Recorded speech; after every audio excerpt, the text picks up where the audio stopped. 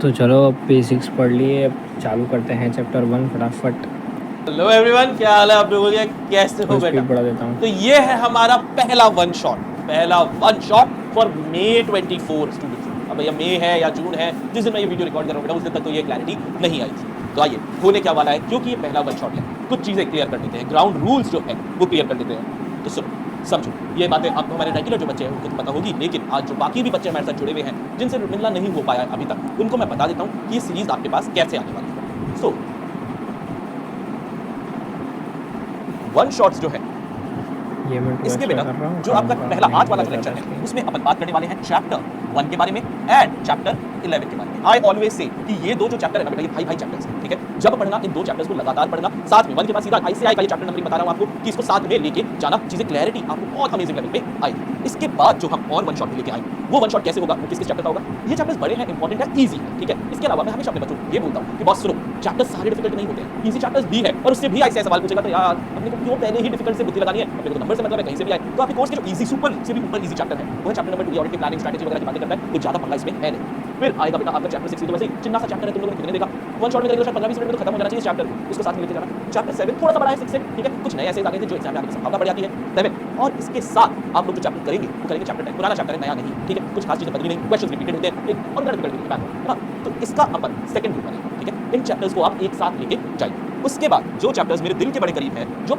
As a teacher मुझे बहुत अच्छे लगते हैं, और अगर कोई बच्चा इनको इन चैप्टर्स को 2 या 3 बार पढ़ चुका है तो उसको भी सुपर इजी लगते हैं, बस इनकी ना साइज अगर अपन देखें ना तो थोड़ी बड़ी हो जाती है। तो ये चैप्टर्स कौन से हैं? चैप्टर नंबर 5, चैप्टर नंबर 9 और चैप्टर नंबर 8 के सीक्वेंस में करना होगा, ठीक है? मैं तीसरे वन शॉट की जो सीरीज होगी उसमें इन 3 चैप्टर्स को लेके आऊंगा आपके साथ, जहां टाइम स्टैम्प वगैरह आपको दे दिया जाएगा, ठीक है? तो 5, 9, 8 तीनों बड़े चैप्टर, तीनों इजी चैप्टर, इसमें तो कारोबार को ज्यादा अपन कर लेंगे। और जो मैं चौथी सीरीज आपके लिए लेके आने वाला हूं, उसमें आपके कोर्स के जो सबसे खतरनाक चैप्टर, ठीक है, उनको लेके आऊंगा। तो ये है 3 and 4। Chapter 3 and chapter 4। बेटा ये एक तरीके से 2 चैप्टर है नहीं है, 10 चैप्टर के बराबर के चैप्टर है। क्या मैंने सारे कवर कर दिए? 1 हो गया, 2 हो गया, 3, 4, 5, 6, 7, 8, 9, 10, 11 सारे के सारे चैप्टर। तो ये आपकी प्लानिंग रहेगी इस तरीके से। आप लोग को भी मेरा सजेशन रहेगा कि ऐसे ही पढ़ना, ईजीएस्ट टू स्कोर।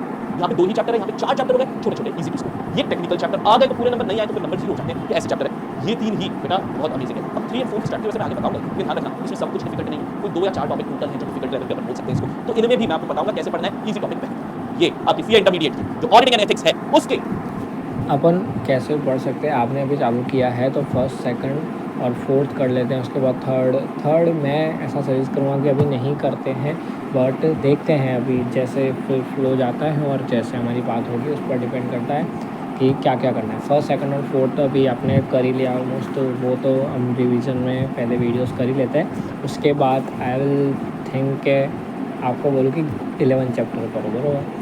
11th करो, देन हम थोड़ा शिफ्ट होंगे, देन जिस सीक्वेंस में ये मैराथन्स है उस सीक्वेंस में जाएंगे। जैसे सेकंड वे मैराथन में वो कौन से चैप्टर्स हैं, तो सेकंड 6, 11, सेकंड 6, 10 ऐसे चैप्टर्स हैं, तो वो छोटे छोटे चैप्टर्स जैसे ख़त्म होते जाएंगे तो हमारा सिलेबस ऐसा लगेगा कि हाँ ख़त्म हो रहा है बहुत जल्दी, तो उस सीक्वेंस में हो सके तो जाएंगे। अभी पहले इस पर चैप्टर 1 और 2 पर फोकस करते हैं। प्लानिंग रहेगी, प्लीज इसको बहुत ध्यान से करना। और आइए स्टार्ट करते हैं एक रिवीजन। ये है बेटा हमारा चैप्टर 1, बेसिक चीजें हैं क्या क्या पढ़ने वाले हैं हम चैप्टर 1 के अंदर। सबसे पहले जो इंट्रोडक्शन बताया था, ठीक है, कि यार जो हमारा बिजनेस का एनवायरनमेंट है, ये इंट्रोडक्शन वाला एक नया टॉपिक था, पुराना टॉपिक नहीं था, पहले ऐसी बातें होती नहीं थी, अब होने लग गई है। तो ये एमसीक्यू के लिए इंपॉर्टेंट हो सकता है। बाकी इसमें है ना एक डायरेक्ट क्वेश्चन पूछना मेरे को लगता है आईसीआई अपना लेवल को बहुत नीचे गिरा देगा अगर इस पे डायरेक्ट क्वेश्चन पूछ लिया तो बिजनेस का एनवायरनमेंट, ये बेस्ड ने हमें बताया था कि बहुत कॉम्प्लेक्स होता है, ठीक है? ये हमें बता रहा है कि ऑडिटिंग की जरूरत क्यों पड़ी थी, क्योंकि बिजनेस जिसके हम ऑडिट करते हैं वो बहुत कॉम्प्लेक्स एनवायरनमेंट है। जिसने पैसे दिए हैं, मनी लेंडर, उसको हमेशा डर लगा रहता है कि यार ये सामने वाला जिसको पैसे दिए लेके भाग तो नहीं जाएगा, इसका काम धंधा अच्छा चल रहा है क्या? तो क्रेडिट वर्दीनेस आपको नाम में बस ये याद रखने हैं कि एनवायरनमेंट कैसा, कॉम्प्लेक्स, क्रेडिट वर्दी है या नहीं ये देखना है मनी लेंडर को, और यही देखना है आपके बैंक को, क्योंकि देखा तो ये भी लोन है। शेयर होल्डर क्या जानना चाहता है कि कंपनी की फाइनेंशियल पोजीशन कैसी चल रही है, और शेयर खरीदूं शेयर बेच दूं।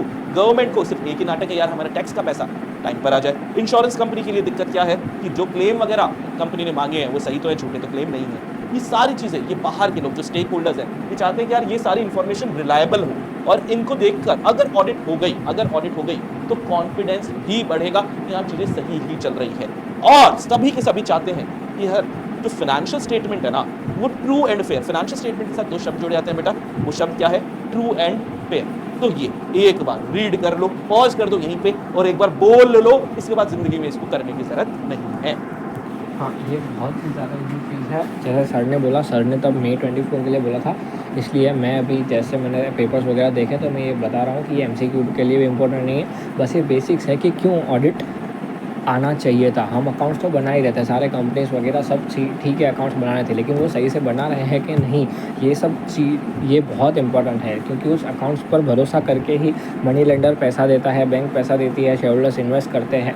तो इसके लिए ऑडिट की ज़रूरत पड़ी। बहुत ही बेसिक चीज़ है, ठीक है, बस पता होनी चाहिए। हम ऑडिट पढ़ रहे हैं तो ये तो पता होना चाहिए कि ऑडिट आया क्यों, ठीक है। कंप्लायंसेस चेक करने के लिए रिलायबल फिनेंशियल स्टेटमेंट्स है या नहीं, कॉन्फिडेंस आना चाहिए उनको देखकर, उसके लिए। डन, आगे बढ़ते हैं। फिर से नया टॉपिक जो पहले नहीं होता था, तो एग्जाम में करेक्ट इनकरेक्ट तो अब हट गए हैं। तो ये वैल्यू कहाँ की रखता है, MCQ की वैल्यू रखता है। बड़ा क्वेश्चन यहाँ से भी निकलेगा कि यार ऑडिटिंग है ना, आज की बात नहीं है। बहुत ऑडिटिंग जो है ना, ये आज की बात नहीं है, एंशिएंट टाइम से चल रही है, और सिर्फ हिंदुस्तान में ही नहीं चल रही बेटा, ये कई सारे देशों में ये चल रही है। इनफैक्ट हमारे जो कौटिल्य थे, ठीक है, उन्होंने अपने अर्थशास्त्र जो 4th सेंचुरी बिफोर क्राइस्ट में उन्होंने लिखा था, उसमें भी उन्होंने अकाउंटिंग रिलेटेड कई बातें लिखी, और उसमें एक बात लिखी वो है ऑडिटिंग। मतलब उन्होंने कई बातें लिखी, क्या कैसा होना चाहिए, क्या होना चाहिए। उन्होंने बोला यार फिक्स्ड अकाउंटिंग ईयर करो, तो हमने फाइनेंशियल ईयर बना लिया, ठीक है। उन्होंने बोला प्रोसेस बनाओ कि खातों को बंद कैसे करें, process of closure of account बंद तो हम balance carry down, balance brought down करते हैं। ऑडिटिंग की बात, मेन फोकस इसका ये था कि ऑडिटिंग भी शब्द इन लोगों ने लिखा, अंकेक्षण हिंदी में बोलते हैं, तो ये शब्द भी कौटिल्य ने अपने अर्थशास्त्र में लिखा था। पीरियोडिकल चेकिंग करते हैं, वेरिफिकेशन करते हैं, मिस स्टेटमेंट अगर फाइनेंशियल स्टेटमेंट में है, एंड अब्यूज अगर मैनेजमेंट ने अपने पावर का अब्यूज किया है, उसको कैसे देखना है। ये सारी बातें किसने किया, कौटिल्य भाई साहब ने किया। कब किया, 4th सेंचुरी। ये भी बहुत इजी है, और अगर नहीं भी ध्यान पड़ा तो भी कोई टेंशन नहीं है, इतना इम्पोर्टेंट बिल्कुल भी नहीं है। अपन को सिर्फ याद जो करना है वो ये जो सर ने नोट्स दिए हैं, जो नोट्स से पढ़ा रहे हैं, वही चीज़ें याद करनी है। मॉड्यूल याद करने जाओगे कभी पूरी मॉड्यूल तो कतई याद नहीं होगी कभी भी, और अलग से जो चीज़ें आपको क्वेश्चन में आएंगी वो चीज़ें याद रहना बहुत मुश्किल हो जाएगा, क्योंकि आप बहुत ज़्यादा कंटेंट याद कर रहे हो। तो यहाँ पर एकदम क्रक्स में कंटेंट दिया हुआ है, तो वही आप याद करोगे तो बहुत इजी पड़ेगा आपको।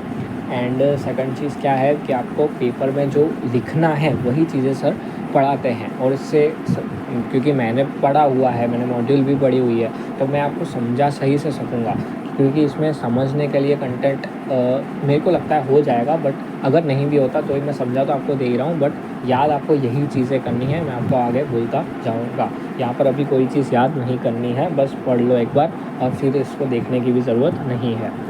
प्राइस में किया क्या ऑडिटिंग और भी सोसाइटीज में, हाँ सर मैनी सोसाइटीज में है। खत्म। एक बार वापस से आपको बोल रहा हूँ, करो पॉज यहाँ पे और एक बार बोलो। सिर्फ मन में नहीं बोलना बेटा, इजहार करना है, बोलना है, और बोल लो इस बात को। ये बात फिर कभी भी करने की जरूरत नहीं है। वन शॉट आपको यही बताएगा बेटा, एक बार करते जाओ, रिवाइज हो गया। कौन से को कई बार बोलना है, जैसे कि अब अपन थर्ड वाले टॉपिक पे आते हैं, ठीक है। इसमें भी एक आध करेक्ट एंड करेक्ट चीजें हैं, ओरिजिन वाली ही बात चल रही है। इसने क्या बोला, इसने मोटा मोटी ये बात बोली कि देखो भैया, अगर हम इंडिया की रिसेंट हिस्ट्री की बात करते हैं तो सन 1860 के अंदर, ठीक है, फर्स्ट ऑडिटर जनरल इंडिया का अपॉइंट हुआ था। लेकिन ये बंदा सिर्फ ऑडिटिंग नहीं करता था, ऑडिटिंग के साथ साथ इस बंदे को अकाउंटिंग का भी काम दिया था सरकार की। यही खुद सरकार की अकाउंटिंग कर रहा है, और उसकी अकाउंटिंग की ऑडिटिंग भी खुद कर रहा है। यहाँ पे इंडिपेंडेंस का बहुत बड़ा नाटक आ गया था।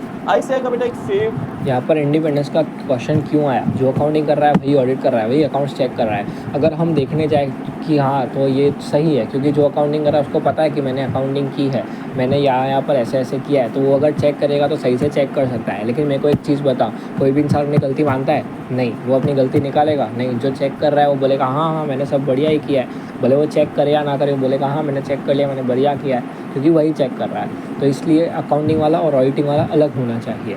अब मेन चीज़ इंडिपेंडेंस का नाटक भी वहाँ पर क्यों आता है। इंडिपेंडेंस मतलब क्या, ऑडिट की डेफिनेशन ही क्या है, इंडिपेंडेंट एग्जामिनेशन। इंडिपेंडेंट एग्जामिनेशन क्यों इंडिपेंडेंट? अब मैं ही हूँ, मेरे ही फ्रेंड की कंपनी का मैं ऑडिट कर रहा हूँ, तो मैं उसकी गलतियाँ निकालूंगा क्या? नहीं, अपनियों की गलतियाँ नहीं निकालते। आज के टाइम पे तो निकाल देते हैं, बट ठीक है नहीं निकालते हैं, नॉर्मल यही समझ के देते हैं। तो इसलिए इंडिपेंडेंस का नाटक भी आता है। हमको सारी चीज़ें लॉजिक से याद रखनी है कि ऐसा क्यों है। जिसने लॉ बनाया है, जिसने ऑडिट बनाया है, जिसने सारे एसेस बनाए हैं, उसने भी कुछ सोच कर ही बनाए होंगे ना। उसी थिंकिंग से अगर हम चलेंगे तो हमको वो चीज़ें याद करने में ज़्यादा दिक्कत नहीं पड़ेगी। आगे देखते हैं, ये भी बहुत इजी चीज़ है, याद रखने जैसी कुछ नहीं है अभी तक। एक सवाल है MCQ के लिए कि ऑडिटिंग जो शब्द निकला है, वो ऑडिट जो वर्ड निकला है वो एक Latin word order OAUDIRE order से निकला है, जिसका मतलब Auditor. होता है टू हियर। हाँ, हम इसकी बातें कर रहे थे कि 1860 में पहला ऑडिटर जनरल जो सरकार की अकाउंटिंग भी करता है, सरकार की ऑडिटिंग भी करता है, लेकिन अब ये इंडिपेंडेंस का नाटक बहुत बड़ा आ गया है, ये बात तुम्हें पता है। तो अब हमारे सरकार की ऑडिट कौन करता है? प्रेजेंटली एक कॉन्स्टिट्यूशनल अथॉरिटी है जिसका नाम है controller auditor general, CNAG। Chapter 9 government audit में भी अपन लोगों ने इसके बारे में बहुत डिटेल में बात की। हम तो करेंगे, जो बच्चे ऑलरेडी पढ़ चुके हैं उनको पता है ये बात। ICAI फिर क्या है सर? ICAI सर एक स्टैट्यूटरी बॉडी है। स्टैट्यूटरी बॉडी क्यों बोलते हैं? क्योंकि सर एक कानून ने इसको जन्म दिया है, द CA Act 1949, और ये एक डिफरेंट एक्ट ऑफ पार्लियामेंट से आया। अगेन हर स्लाइड खत्म होने के बाद तुमको पता है कि करना क्या है, और ये जरूरी है बेटा, ये कर लो। एफर्ट्स आधे से भी कम हो जाएंगे तुम्हारे एग्जाम प्रिपरेशन के लिए। जल्दी से सारी स्लाइडर नहीं करनी, मैं जो बोल रहा हूँ वही करना है। अभी तक कुछ भी याद करने जैसा नहीं आया, एक बार पढ़ लो, ठीक है ना। MCQ के लिए इम्पोर्टेंट है ना क्वेश्चन के लिए। अरे ये क्या हो गया? हेलो एवरीवन,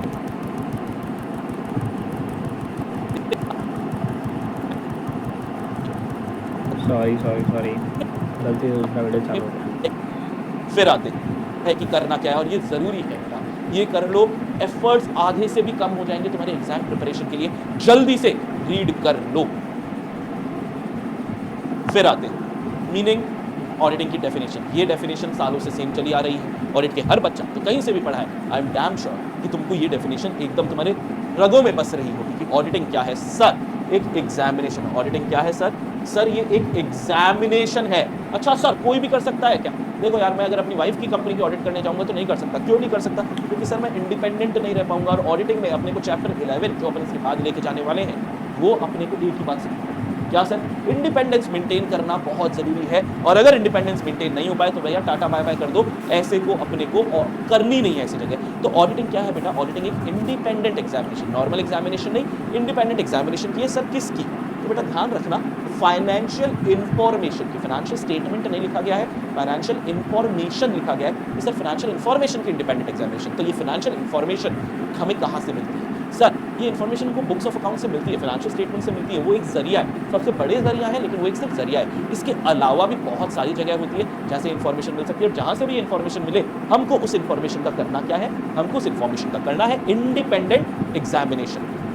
अब यहाँ पर इंडिपेंडेंट एग्जामिनेशन करना है वो तो हम समझ गए, बराबर। इंडिपेंडेंट होना चाहिए, दैट वो भी हम समझ गए। ये डेफिनेशन जो है वो आपको याद करने जैसी है, याद करनी ही पड़ेगी।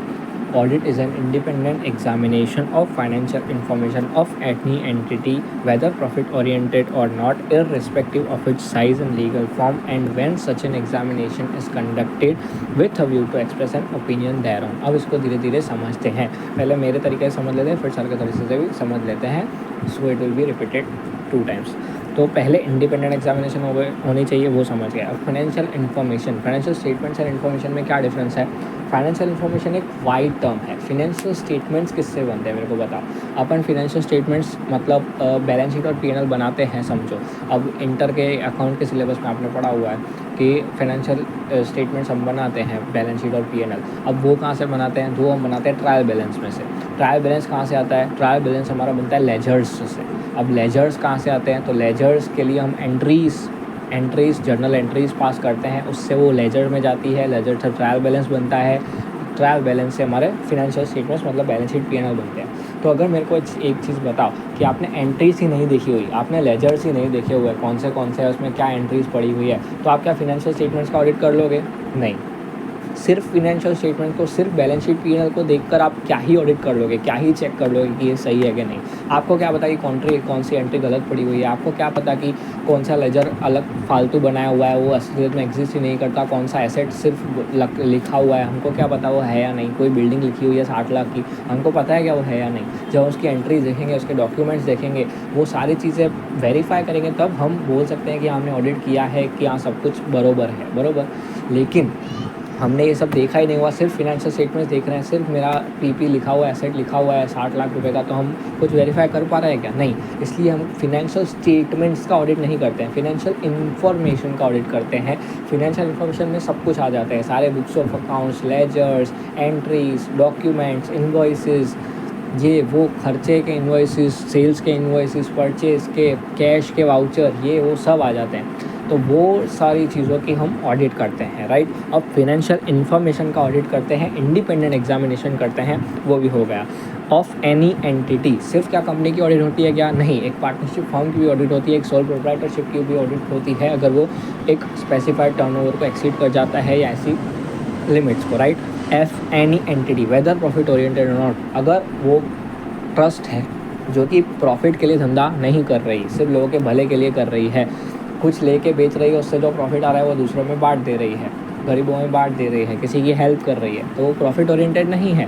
बट उसका भी ऑडिट होता है कि बीच में लोग पैसा तो नहीं खा रहे, सिर्फ बोल रहे हैं कि प्रॉफिट ओरिएंटेड नहीं है, लेकिन प्रॉफिट ओरिएंटेड हो तो इसलिए सिर्फ प्रॉफिट ओरिएंटेड एंटिटी का ऑडिट नहीं होता, सबका ऑडिट होता है। एनजीओज़ का भी ऑडिट होता है, नॉन गवर्नमेंट राइट ऑर्गेनाइजेशंस का भी। Then irrespective of size and legal form, छोटी हो या बड़ी, कोई भी ऑडिट करवा सकता है। कि सोल प्रोप्राइटर है तो उसके लिए मैंडेटरी नहीं है, बट एक स्पेसिफाइड टर्नओवर एक्सीड हो जाएगा तो ऑडिट करवाना पड़ेगा। टैक्स ऑडिट का एक स्पेसिफाइड लिमिट है, ऐसा वैसा।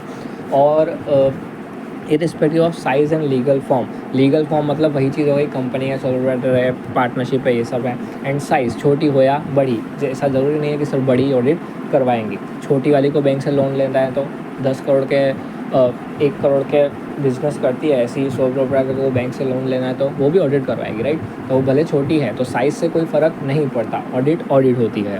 When such an examination is conducted with a view to express an opinion thereon, जैसे हमने पहले पूरे ऑडिट के बेसिक्स में समझा कि ऑडिट का मेन काम हम करते क्यों हैं, ऑडिटर क्या काम करता है। सबसे मेन वो एक रिपोर्ट देता है, auditor report, audit report, auditors report, right.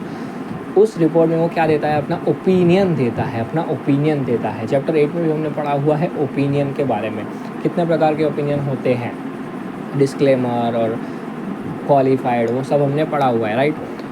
तो मेन चीज़ क्या है, हमारा काम रिपोर्ट देना। रिपोर्ट में हम क्या देते हैं, ओपिनियन देते हैं। तो ये ओपिनियन देने के लिए हम एग्जामिनेशन कंडक्ट कर रहे हैं। हम जो भी काम कर रहे हैं उसका मेन कोर लास्ट में काम क्या करना है, ओपिनियन देना है। तो हम सारी चीज़ों को कनेक्ट करते हैं। एक इंडिपेंडेंट एग्जामिनेशन होती है ऑडिट, जो कि फिनेंशियल इन्फॉर्मेशन की होती है, जो हम किसी भी एंटिटी की कर सकते हैं, वो चाहे प्रॉफिट ओरिएंटेड हो या ना हो, चाहे उसकी साइज़ छोटी हो बड़ी हो, लीगल फॉर्म कोई भी हो। एंड वो एग्जामिनेशन क्यों कंडक्ट करी जाती है, ओपिनियन फॉर्म करने के लिए। तो ऐसे जब हम लॉजिक से याद रखेंगे तो उनका डेफिनेशन भी याद पड़ जाएगी। अब यहाँ पर ही वीडियो को रोको और इस डेफिनेशन को याद करो, याद करके लिखो और बोलो। कैसे बोलोगे, छुपा कर कि छुपा दिया, मोबाइल में हाथ रख दिया कि अब मेरे को सोचना है कि हाँ मेरे को याद पड़ या नहीं, राइट। अब इस सर से पढ़ लेते हैं। और सर ऑडिट सिर्फ बड़े लोगों की होती है क्या? नहीं सर, किसी भी एंटिटी की हो सकती है, चाहे वो प्रॉफिट ओरिएंटेड है या नहीं है, फर्क नहीं पड़ता। मतलब सर एनपीओ की ऑडिट भी हो सकती है, और ऐसे ने अपनी थ्योरी में यही बात लिखी है, डिटेल में लिख दिया है। तुमको याद तो ये चीजें करनी होगी, मतलब जो अभी वन शॉट में चल रहा है ना बेटा, वो होना चाहिए तुमको याद। इसके बाद तुम आईसीआई की रीडिंग करके चले गए तो ऑडिट में लाओगे शानदार नंबर। तो ठीक है, किसी भी एंटिटी चाहे वो प्रॉफिट ओरिएंटेड हो या नहीं हो, irrespective of size and legal form, छोटी है बड़ी है फर्क नहीं पड़ता, प्रोप्राइटर है, पार्टनरशिप है, एलएलपी है, कंपनी है, सोसाइटी है, ट्रस्ट है, क्या है, फर्क नहीं पड़ता। और क्यों कर रहे हैं सर, इतनी मेहनत कर रहे हो ये ऑडिट में क्यों कर रहे हो? क्योंकि when such an examination is conducted, auditor क्या कर सकता है बेटा, ध्यान रखना, अगर तुम्हारा जिस क्लाइंट को तुम ऑडिट कर रहे हो वो चोर है, वो देश को बहुत नुकसान पहुंचा रहा है, तो बेटा तुम उसको पीट नहीं सकते। तुम्हारा एज अ ऑडिटर एक काम है, पूरी ऑडिट में अपन एक चीज पढ़ी है, आपका व्यू क्या है, टू एक्सप्रेस एन ओपिनियन देयरऑन का मतलब इस इंडिपेंडेंट एग्जामिनेशन पर एक अपनी इंडिपेंडेंट ओपिनियन आपको बनानी है। ओपिनियन जो हमारे साथ भाई चोर है, जैसे तरह दिख रहा है तुमको, खुद उसको पीटना नहीं है। कर दो यहाँ पे पॉज और एक बार, 2 बार, 3 बार, वैसे तो मुझे पक्का यकीन है कि बच्चे को ये वाले डेफिनेशंस बहुत ज्यादा अच्छे से आ चुके हैं। फिर ऑडिटर को क्या इंश्योर करना है बेटा, एग्जाम का सवाल आया हुआ है जिसमें इंश्योर क्या क्या करेगा। इंश्योर 3 चीजों के बारे में मेजरली ये बात कर रहे हैं, पहली चीज यहाँ पे, दूसरी यहाँ पे, तीसरी भी यहाँ पे, ठीक है। 3 चीजों के बारे में इंश्योर करना है as an auditor. Ensure being the keyword, मैंने अपने बच्चों को फिर से बताया था ये वाली बात कि बेटा सुन, आंसर याद करना वो तो है ही, और अगर ऑडिट में एग्जाम्पशन के ऊपर चलना है तुमको, अगर रिकॉर्ड तोड़ देने ऑडिट में, तुमको क्वेश्चन भी याद करना पड़ेगा क्वेश्चंस को, क्योंकि ऐसे क्या करता है, ऐसे शब्द अगर उसको ये आंसर चाहिए ना, ये इंश्योर वर्ड लिख के देता ही देता है, पर ये आज की बात नहीं है, ये हमेशा से होगा, ठीक है। तो उसको 3 चीजों के बारे में कुछ इंश्योर करना है। पहली चीज किसके बारे में इंश्योर करेगा, वो करेगा कि भैया फाइनेंशियल स्टेटमेंट में क्या चीजें होनी चाहिए, फाइनेंशियल एक अच्छा फाइनेंशियल स्टेटमेंट क्या करना चाहिए भैया, वो किसी को मिसलेड नहीं करना चाहिए, ठीक है, तो डज नॉट मिसलेड। और क्या यार फाइनेंशियल स्टेटमेंट यानी ट्रेडिंग पी&एल बैलेंस शीट तुम सभी ने बनाई है, तुम लोगों ने जब ये बैलेंस शीट वगैरह बनाई है बेटा मन से बना लेते थे, नहीं सर, आपके पास जर्नल होता था, लेजर होता था, मतलब सब्सिडरी बुक्स वगैरह जो थी ये सब आपके पास होती थी। तो ये इंश्योर करना है कि जो फाइनेंशियल स्टेटमेंट है वो as per books of account ही बने हैं, मन से तो नहीं बन गए। तीसरा, फाइनेंशियल स्टेटमेंट में जो अमाउंट लिखा है वो सही है क्या, और ये तीन चीजें, amount properly classified, describe and disclose, जैसा अकाउंटिंग स्टैंडर्ड ने बोला है वैसा क्लासिफाइड, डिस्क्राइब, डिस्क्लोज किया गया है क्या। ये जहां तक मेरा एक्सपीरियंस है ना बेटा, तुमको डज नॉट मिसलेड वाले में दिक्कत नहीं आएगी, तुमको एज पर बुक्स की दिक्कत नहीं आएगी, तुमको चौथे वाले में भी दिक्कत नहीं आएगी। कई बार मैंने ऑब्जर्व किया है ये कि बच्चा ये वाला amount properly classified, disclose, describe जो है ये वाला पॉइंट भूल जाता है। थोड़ा सा इस पर फोकस एक्स्ट्रा कर लेना, ये मेरा पर्सनल ओपिनियन है, हो सकता है तुम नहीं भूलो। और चौथा जो बहुत ईजी है कि भैया बात तो पहले ही कर ली थी, फाइनेंशियल स्टेटमेंट हमेशा कैसे चाहिए सर, हमेशा हमको ट्रू एंड फेयर चाहिए। तो बेटा ये पहली बात तो हमारे इंश्योर करना है ऑडिटर को किसके बारे में। अब हम क्या पढ़ रहे हैं, चैप्टर 1 है। चैप्टर 1 में एक क्वेश्चन है ऑडिटर टू इंश्योर। ऑडिटर क्या क्या इंश्योर करेगा, हम क्या कर रहे हैं ऑडिट में क्या करते हैं, हम चेकिंग करते हैं कि सब कुछ बरोबर है या नहीं। अब उस बरोबर के ही बहुत सारे वर्ड्स बना दिए। अब यहाँ पर इंश्योर क्या क्या करना है, पहले ये चीज़ रखने की है, इंश्योर में 3 चीज़ें हैं। 3 चीज़ों में पहली चीज़ क्या है, फिनेंशियल स्टेटमेंट्स। क्या है फिनेंशियल स्टेटमेंट्स। अब फिनेंशियल स्टेटमेंट्स हमेशा कैसे होने चाहिए, पहली चीज़ हमको याद आ गई, ट्रू एंड फेयर होने चाहिए, ट्रू एंड फेयर होने चाहिए, true and fair financial statements होने चाहिए। दूसरा, वो किसी को मिसलीड नहीं करने चाहिए। हम क्यों ऑडिट कर रहे हैं, क्योंकि हम चाहते हैं कि हम ऐसा ओपिनियन दें कि यहाँ सब कुछ सही है, जिससे इन्वेस्टर अपना पैसा लगाए, बैंक मनी लेंडर अपना पैसा दे कंपनी को, बैंक वाले लोन देवे, वो सब चीज़ों की वजह से ही हम ऑडिट कर रहे हैं। तो अगर हमारे फाइनेंशियल स्टेटमेंट मिसलीड कर रहे होंगे किसी को, तो हमारा ऑडिट करने का फ़ायदा ही क्या है। इसलिए डज़ नॉट मिसलीड। कैसे होने चाहिए financial statements, true and fair. दूसरा, डज़ नॉट मिसलीड।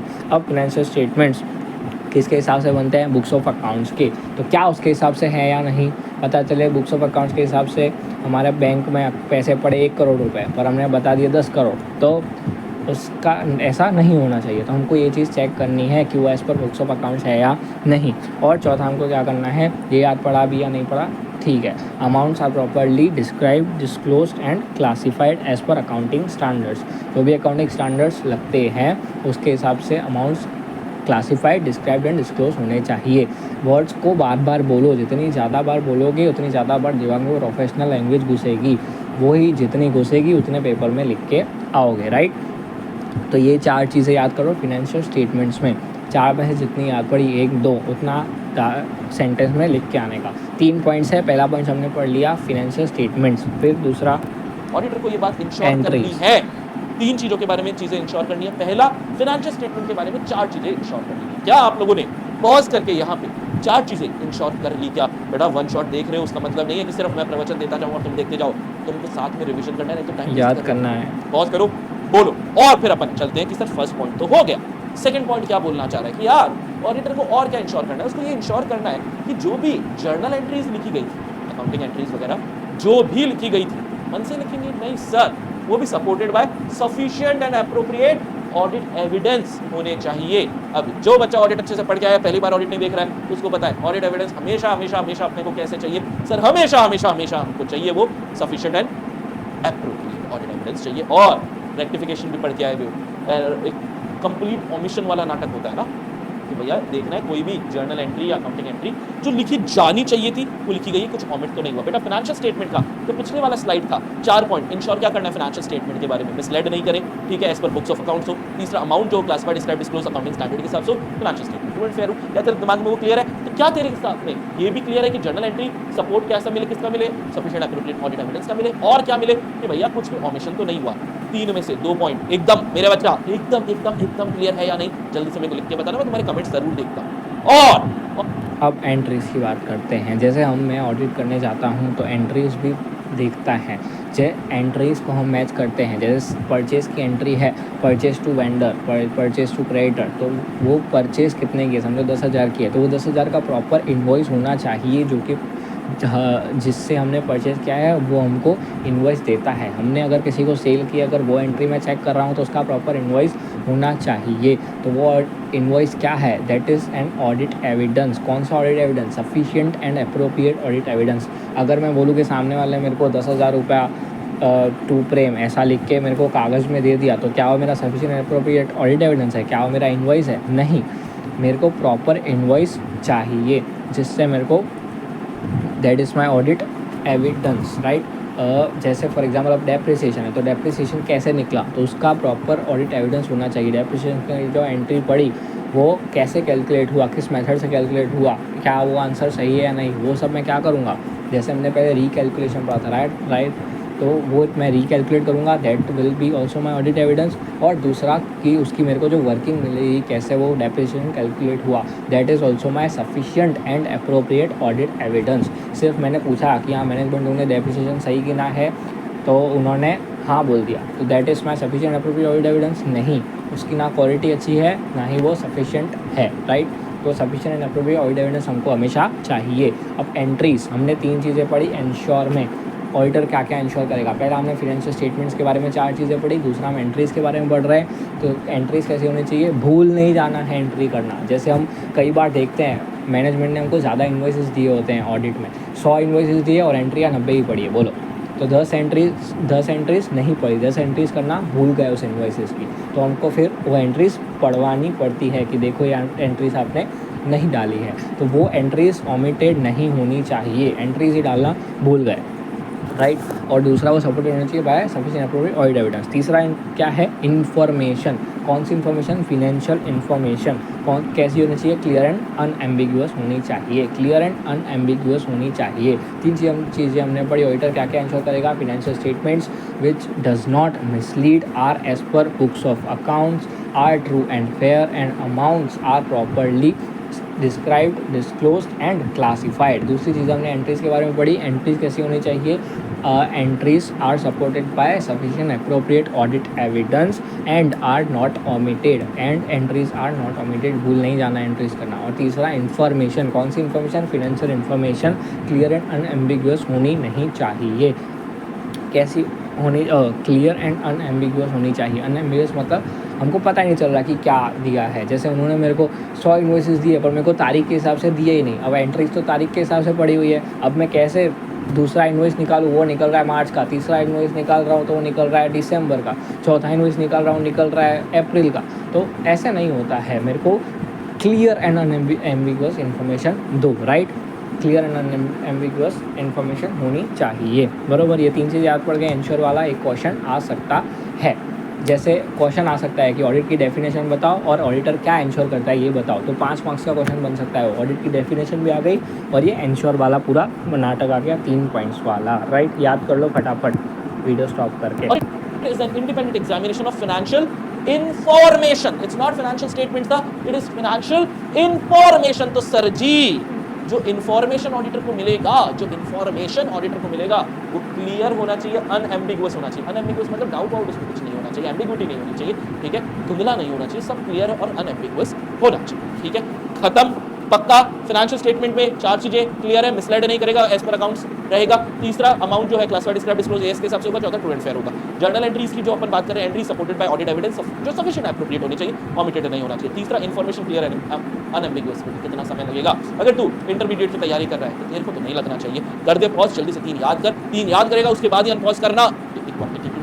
आगे आ जाते हैं। ऑडिटिंग क्या प्रोवाइड करता है? सर जी ऑडिटिंग हमको एक आश्वासन देता है, एक अश्योरेंस देता है। किस बात का अश्योरेंस मिलता है? कि भैया ये अश्योरेंस मिलता है यूजर ऑफ फाइनेंशियल स्टेटमेंट। जो भी फाइनेंशियल स्टेटमेंट, अभी हमने कई सारे स्टेक होल्डर देखे थे, शेयर होल्डर है, बैंक है, ठीक है, गवर्नमेंट है, कई सारे हैं कि यार जो फाइनेंशियल स्टेटमेंट है वो क्रेडिबल है क्योंकि मैंने ऑडिट किया तो सही है और उन पर आप रिलाय कर सकते हो। तो ऑडिटिंग एक अश्योरेंस देता है, भरोसा देता है।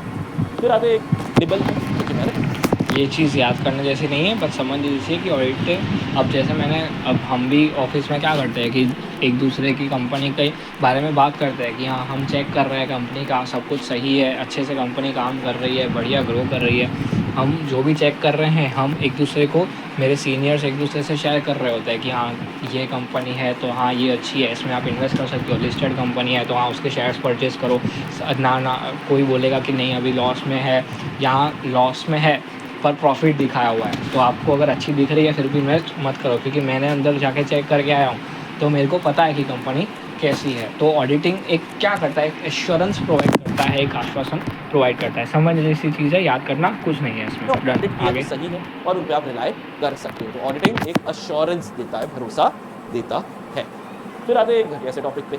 टॉपिक घटिया पहले भी था बेटा, अभी भी है। तुमको इस चार्ट से ज़्यादा कुछ करने की ज़रूरत नहीं है। तुम अगर वन शॉट लेवल पे हो तो मैं फिर से कह रहा हूँ कि मैं यही उम्मीद कर रहा हूँ कि तुम 1-2 बार पहले पढ़ के आ चुके हो, नहीं तो तुमको लगेगी ये बुलेट ट्रेन जो पढ़ के आया हुआ है उसको ही, हाँ उसका चेन ऑफ थॉट जो है ना वो बन रहा है अच्छे से कि भैया हाँ ठीक है, बिजनेस कॉम्प्लेक्स वाला नाटक देख लिया, ओरिजिन के बारे में 2 स्लाइड, तेरे दिमाग में बेटा ये क्लियर होनी चाहिए कि इसके बारे में 1 स्लाइड थी, एक मैप बन जाना चाहिए। क्यों चार्ट वार्ट बनाते हैं, दिमाग में मैप बन जानी, वहाँ पे कुछ लिखा था, अच्छा यहाँ पे कुछ लिखा था, इससे एग्जाम में नंबर लाना सुपर से बिल्कुल ईजी हो जाता है। तो यार देखो टॉपिक क्या बताना चाह रहा हूँ, टॉपिक बताना चाह रहा है कि यार ऑडिट के संबंध रहे हैं। ऑडिट हमारे किशन का नहीं है, ठीक है, इनकी कई गोपियां हैं, ठीक है। सिमिलरली यहाँ पर भी क्या चल रहा है कि sir interdisciplinary relationship with diverse subject, audit का रिश्ता कई सब्जेक्ट्स के साथ है। जब भी अपन ऑडिट पढ़े हैं बेटा, किसी से भी पढ़े हो गया, उन टीचर्स ने कभी भी है ना एक बंदे एक सब्जेक्ट ऑडिटिंग की बात नहीं की होगी। बात करते करते वो अकाउंट्स की तो बहुत बात करते ही हैं, वो टैक्स की बात करते हैं, वो कॉस्टिंग की बात करते हैं, एफएम की बात करते हैं, कई चीज़ों के बारे में बात करते हैं, क्योंकि ऑडिटिंग एक अच्छा ऑडिटर तभी बन पाओगे जब सारे सब्जेक्ट की कमांड अच्छी है। तो पहली चीज़ ऑडिटिंग का रिश्ता है अकाउंटिंग के साथ। तो बहुत ही ज़्यादा परफेक्ट चीज़ बोली है सर ने। हम भी है तो हम ऑडिट करने जाते हैं, तो जैसे for example credit purchase check कर रहे होते हैं, तो परचेज में आपने टीडीएस पढ़ा हुआ है, एक्सपेंसेस चेक कर रहे हो, एक्सपेंसेस में 194C जे ये सब टीडीएस है, तो यहाँ पर टैक्स की बात आ गई। फिर ऑडिट में हम ये भी चेक करते हैं कि कंपनी ने टैक्स बराबर भरा है या नहीं, टैक्स बराबर कैलकुलेट किया है या नहीं, तो उसके लिए हमको इनकम टैक्स की नॉलेज चाहिए, जीएसटी रिटर्न्स बराबर भरा है या नहीं, जीएसटी की नॉलेज चाहिए हमको, ये सब चेक करने के लिए। फिर एफएम की नॉलेज चाहिए, सही से सब कुछ क्या है नहीं, अकाउंटिंग की तो चाहिए ही चाहिए हमको, चेक ही अकाउंटिंग करनी है बरोबर। फिनेंसेस अच्छे से बनाया नहीं, एएस की नॉलेज चाहिए, अगर इंडियस लगते तो इंडियस की नॉलेज चाहिए, सारे ऑलमोस्ट सारे सब्जेक्ट की। अब सामने मैं कुछ बोल रहा हूँ और सामने वाला कंपनी का अकाउंटेंट घबरा रहा है कि यार इसने तो गलती पकड़ ली, मैंने उसकी छोटी गलती समझो पकड़ी, तो वो डर रहा है कि यार ये तो पकड़ लेगा, ऐसा वो सोच रहा है मन में सिर्फ, पर मेरे को उसके रिएक्शन से पता चल रहा है कि नहीं कंपनी में कुछ गड़बड़ है, मतलब ऑडिट अच्छे से करनी पड़ेगी। तो वो चीज़ यहाँ पर बहुत इम्पोर्टेंट आती है कि ऑडिट का सारे सब्जेक्ट से रिलेशन है, बट ये चीज़ एग्ज़ाम के लिए इम्पोर्टेंट नहीं है, बस नॉलेज के लिए इम्पोर्टेंट थी तो मैंने बता दी। ये नाम का बस एक बार पढ़ लो, याद करने की कोई ज़रूरत नहीं है, जहाँ पर याद करने का होगा मैं बोल दूंगा। आता ये स्टूडेंट है, ठीक है, तो ऑडिटिंग अकाउंटिंग तो आपको साउंड नॉलेज होनी चाहिए, अकाउंटिंग प्रिंसिपल वगैरह गोल्डन रूल्स वगैरह आते होंगे, तो साउंड नॉलेज होनी चाहिए अकाउंटिंग की। एंड फाइनेंशियल स्टेटमेंट को रिव्यू कैसे करते हैं, अकाउंटिंग के बारे में बस ये 2 चीज़ बोल लेना, खत्म है, पूरा डिटेल पढ़ने की ज़रूरत फिर से नहीं है। अगर ये अकाउंटिंग के बारे में साउंड नॉलेज चाहिए, रिव्यू कैसे करते हैं फाइनेंशियल स्टेटमेंट का ये पता होना चाहिए। फिर दूसरा रिश्ता आया लॉ के साथ। लॉ में भी गुड नॉलेज, लेकिन ऑडिटिंग के लिए आपको सिर्फ बिजनेस लॉज की नॉलेज चाहिए, बाकी लॉज की नॉलेज है तो अच्छी बात है। बिजनेस लॉज वही जो फाउंडेशन इंटर फाइनल में पढ़ाए जाते हैं, आपको सारे बिजनेस लॉज भी नहीं पढ़ाए जाते, लेकिन मेजर वाले जो है वो हम केटर कर लेते हैं, आईसीआई केटर कर लेते हैं, तो इसका नॉलेज होना चाहिए। तीसरा लॉ की बहुत सारे पॉइंट्स होते हैं, जैसे सीएसआर हमको कॉर्पोरेट सोशल रिस्पॉन्सिबिलिटी सेक्शन 135 वाला चेक करना होता है ऑडिट में, मैंने वो चेक किया हुआ है, कंप्यूट किया हुआ है कि यहाँ बरोबर है या नहीं, रिकैलकुलेशन का हमने क्या लगाया, ऑडिट प्रोसीजर मैंने लगाया, और सीएसआर चेक किया जिसके लिए मेरे को लॉ की नॉलेज चाहिए हुई। देखो कहाँ कैसे प्रैक्टिकल में पढ़ा, जो हमने पढ़ाई की हुई है वो सारा लिंक हो रहा है, ये सब लिंक होता रहेगा। अब मैं प्रैक्टिकल की बात कर रहा हूँ इसलिए आपको सारी चीज़ें लिंक हो रही है कि हाँ हमने सीएसआर पढ़ा हुआ है, वो हमको कंपनी में ऑडिट में चेक करना होता है, तो ये लिंकिंग के थ्रू हमको सारी चीज़ें याद रहती है। डन।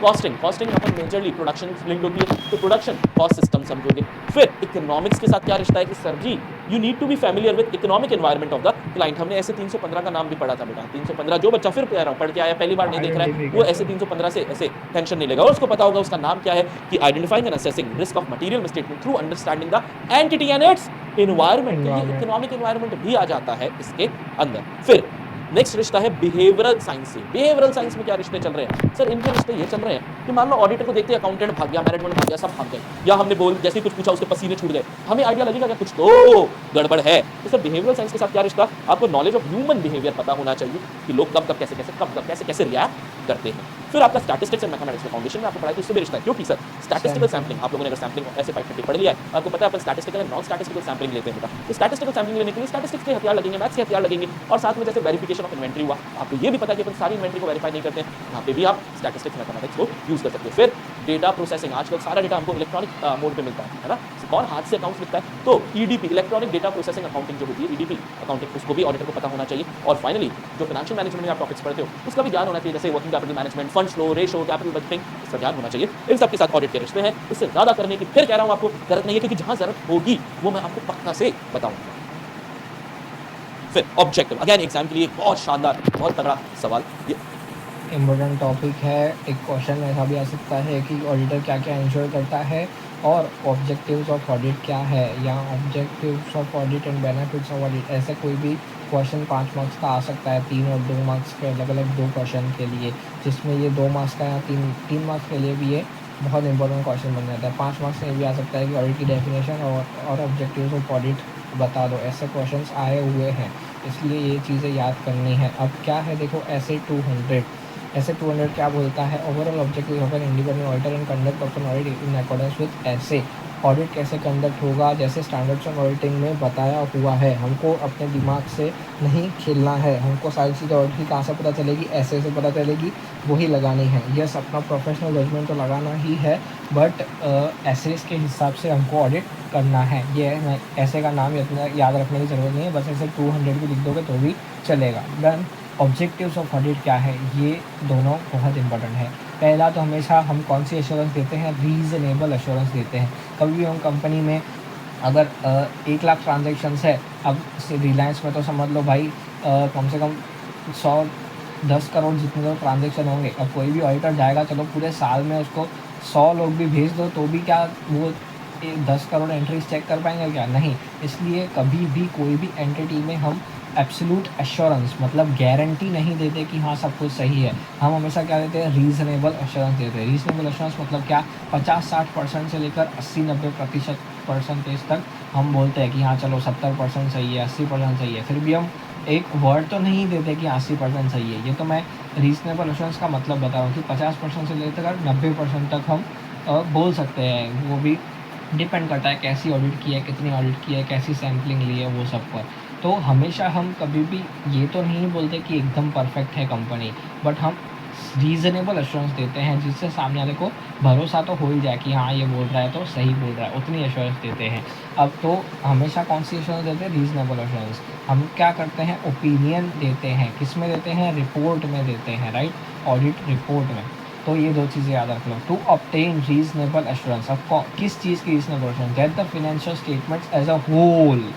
हम सिर्फ फिनेंशियल स्टेटमेंट्स की बात नहीं कर रहे, but financial statement as a whole मतलब इंक्लूडिंग फाइनेंशियल इन्फॉर्मेशन, जो कि बुक्स ऑफ अकाउंट्स है, इनवॉइसेस है, वर्किंग्स है, डेप्रिसिएशन की वर्किंग, रिटेल की वर्किंग, ये वो सब चीज़ें। That the financial statements as a whole are free from material misstatement. छोटी मिसस्टेटमेंट 10-20 रुपये, 100 रुपये, 1000 रुपये, डिपेंड करता है कंपनी पर। वो मटीरियल नहीं है अगर, तो गड़बड़ी है भी तो भी हमको कोई टेंशन नहीं है। 10 रुपये की एंट्री कंपनी ने गलत डाल दी तो क्या हो गया भाई? That is not a big thing. तो मटीरियल होनी चाहिए हमको हमेशा। किससे रिलेशन है? मटीरियल मिसस्टेटमेंट से। तो मटीरियल मिसस्टेटमेंट से फ्री है, मतलब इसका मतलब क्या है कि कंपनी में इन मटीरियल मिसस्टेटमेंट्स तो हो ही सकती है, भले मैं एश्योरेंस दे रहा हूँ, ऑडिट कर रहा हूँ, क्योंकि हमको किससे लेना देना है? मटीरियल मिसस्टेटमेंट से। तो कंपनी मटीरियल मिसस्टेटमेंट से फ्री है ड्यू टू फ्रॉड या एरर। कभी भी मटीरियल मिसस्टेटमेंट 2 ही चीज़ों से हो सकती है, या तो गलती से होगी या तो खुद से होगी। 2 ही केस है, फ्रॉड से या तो एरर से, राइट। तो फ्रॉड या एरर से फ्री है। ड्यू टू फ्रॉड या एरर से होने वाली मटीरियल मिसस्टेटमेंट से कंपनी फ्री है। Financial statements as a whole free है। Enabling, thereby enabling the auditor to express an opinion thereon. हमेशा हमारा काम क्या है? ओपिनियन देने का काम है। तो ओपिनियन देने के लिए ऑडिट में जो हम रीजनेबल एश्योरेंस दे रहे हैं वो क्या करता है? रीजनेबल एश्योरेंस ऑब्टेन क्यों कर रहे हैं हम, जिससे हम एक ओपिनियन एक्सप्रेस कर पाए, उसके लिए हम क्या कर रहे हैं, एश्योरेंस ऑब्टेन कर रहे हैं। कौन सी, रीजनेबल एश्योरेंस, किस चीज़ की, that the financial statements as a whole are free from material misstatements. वो किस चीज़ की वजह से हो सकती है, ड्यू टू फ्रॉड या एरर। मतलब हर चीज़ का समझ के, अब इसको 3-4 बार बोल लो, याद कर लो। To obtain reasonable assurance that the financial statements as a whole are free from material misstatement due to fraud or error, thereby enabling the auditor to express an opinion। Auditor को ओपिनियन एक्सप्रेस करना है, इसलिए उसको reasonable assurance चाहिए। Reasonable assurance किस चीज़ की चाहिए, कि financial statements as a whole are free from material misstatements as due to fraud या एरर, राइट। देन दूसरा ऑब्जेक्टिव हमारा क्या है, ये था हमारा पहला ऑब्जेक्टिव, क्या ऑब्टेन करना है, रीजनेबल एश्योरेंस ऑब्टेन करनी है। क्यों ऑब्टेन करनी है, क्योंकि मेरे को ओपिनियन देना है। अब किस चीज़ की रीजनेबल एश्योरेंस ऑब्टेन करनी, किस चीज़ की ऑब्टेन करनी है, तो हमारे financial statements as a whole जो है वो फ्री होने चाहिए मटीरियल मिसस्टेटमेंट से। अब मटीरियल मिसस्टेटमेंट्स किस चीज़ की वजह से हो सकती है, या तो फ्रॉड की वजह से या तो एरर की वजह से। पूरा याद पड़ गया। देन सेकंड हमारा, ये थोड़ा आगे पीछे हो जाएगा तो कोई टेंशन नहीं है, बट हमारा मीनिंग नहीं चेंज होना चाहिए, मीनिंग यही रहना चाहिए। याद करने के लिए आप कैसे भी याद कर सकते हो। देन दूसरा हमारा ऑब्जेक्टिव क्या है, to report on financial statements. हमारा मेन काम क्या था, ओपिनियन बना के हमको क्या करना है, रिपोर्ट करना है। पहले ऑब्जेक्टिव में हमने ओपिनियन बना लिया रीजनेबल एश्योरेंस लेके। अब इस ओपिनियन को क्या करना है, बताना है मैनेजमेंट को। क्या, कैसे बताएंगे, रिपोर्ट देकर बताएंगे, ऑडिट रिपोर्ट देकर, audit report on financial statements. और ये कम्युनिकेट कैसे करेंगे, as required by standards on auditing. ये आप लिखोगे या नहीं लिखोगे चलेगा, बस रिपोर्ट ऑन फाइनेंशियल स्टेटमेंट्स ऐसा लिखना ज़रूरी है।